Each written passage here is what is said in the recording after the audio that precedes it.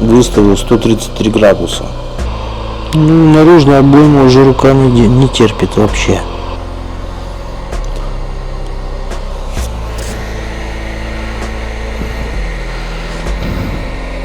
Да и хватит, наверное.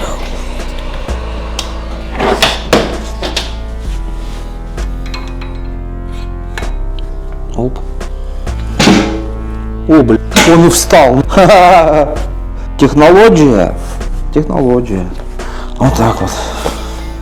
А я тут приготовил молоток, выколотку. 180 градусов внутренняя обойма. Так, смотрим состояние смазки. Ничего нигде не капает.